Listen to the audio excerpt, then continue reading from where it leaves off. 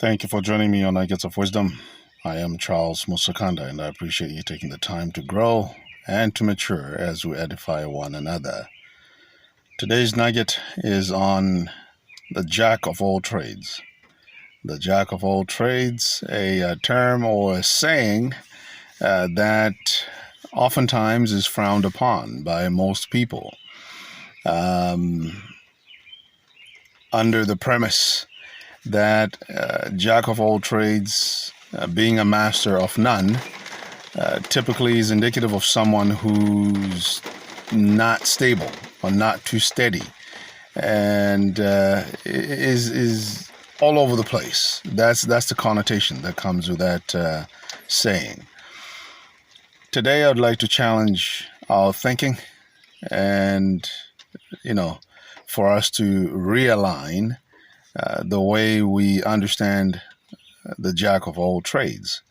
And I'll begin this way. If you consider the cities of Detroit, Michigan, in the United States of America, Detroit, known as Motor City, is because the big three American automakers were based out of Detroit for the longest time. I'm talking Ford, General Motors, and Chrysler. But as labor costs became higher, and you know, workers' unions demanded for more than what the automakers were willing to pay or able to pay, automakers started looking elsewhere. And then, of course, we know with globalization, a lot of companies were receiving incentives from other places to, bring their industry. So General Motors started expanding their arms out to Canada, to Mexico, and so did Ford, and they even had plants down in South Africa and many other places. Volkswagen, same thing, globalization took over. And Detroit being Motor City and that being its only source of income went down on its knees when the motor industry left. The same can be said about Gary, Indiana, again in the United States. Steel industry, when steel became expensive, or rather inexpensive and cheaper from other parts of the world, and people could import steel, and it was cheaper than getting it out of Gary, Indiana, getting it out of Pennsylvania. And when coal, speaking of Pennsylvania, when coal became a dirty fuel and no longer usable, Pennsylvania, along with Gary, Indiana, both went down on their knees. Why? Because Gary had one source of income, steel. Pennsylvania, yeah, well, they had two sources of income, steel and coal, but both of them went out and left the state on its knees. What am I saying, and what am I trying to get at? It's important for us to learn to diversify. If COVID has not taught us anything, I don't think we'll learn from anything else other than what we went through with COVID. COVID taught us that people who are able to throw their tentacles to other things and be able to diversify, be able to acquire other skills besides what they went to school for, what they know, what they're accustomed to, what they're comfortable with.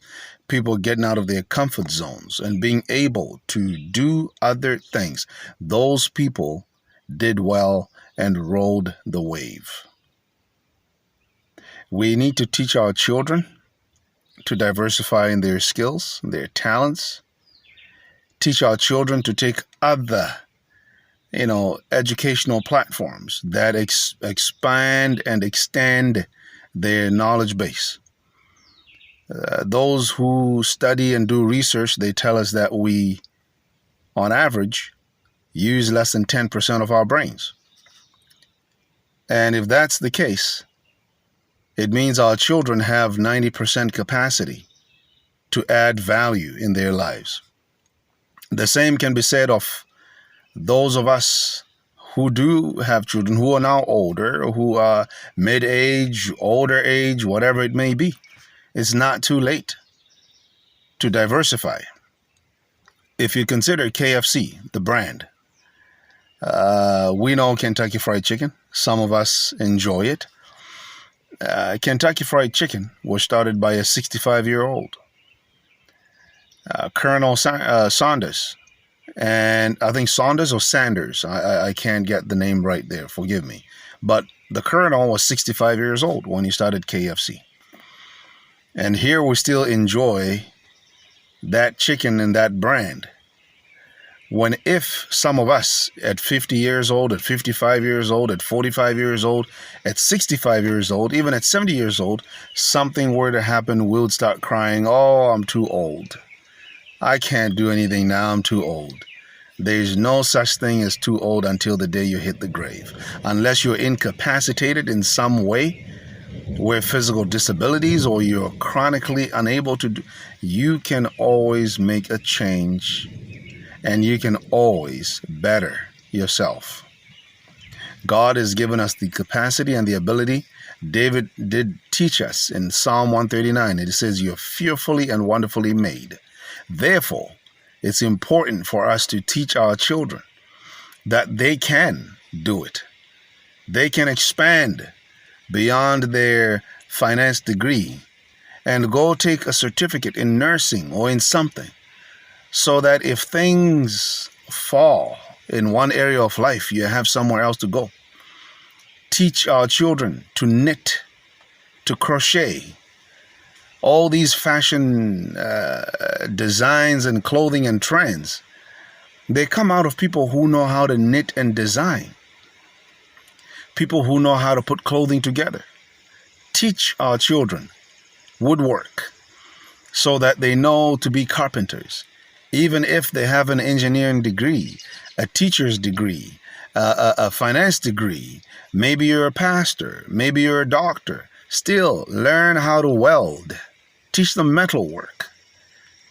Get some vocational training in our children to diversify, so that we don't have one source of reliance, one source of sustenance, one source of income. Diversify. Be a jack of all trades as much as you can, so that you can provide for yourself even in times of trouble. And I will close with this. If you consider Genesis chapter 2, verse 10, it talks about a river that flowed out of Eden into the garden to water the garden. And the Bible says the river split into 4 heads, into 4 channels. Now consider this before I continue. The river representing one person. One person split themselves into 4 skills. I'm not saying for us to be in 4 skills or 5 skills. Even 2 skills is fine. Just don't rely on one skill. But follow me here. One person, being the river, split into 4 skills that watered the garden. And that garden is representative of your family. It's representative of yourself. It's representative of the poor, the widow, the orphans, people that rely on you. That's the garden. And with your skills and with your ability, you water the garden. Out of one river, 4 heads split in order to supply for the garden. That way, even if one head ran dry, one channel ran dry, there's 3 other channels. There's always a channel available to supply, that the garden may stay lush, green, colorful, and beautiful. The same can be said of us. Let us teach our children to be jack of all trades. And yea, they can even master all those trades. You can still be a jack of all trades and master of them all. Rather that than to be a master of one. And when the marketplace is no longer demanding of what you have mastered, you find yourself not being the master of anything. May God help us as we grow, mature, and edify one another. Thank you for joining me on Nuggets of Wisdom. Please share this nugget It's important. It might save somebody's life. It might help somebody's life. Share it. And please subscribe. I ask that you please subscribe. Comment, ask questions, like. We'll be more than happy to hear from you so that we all grow together. And I look forward to seeing you again soon.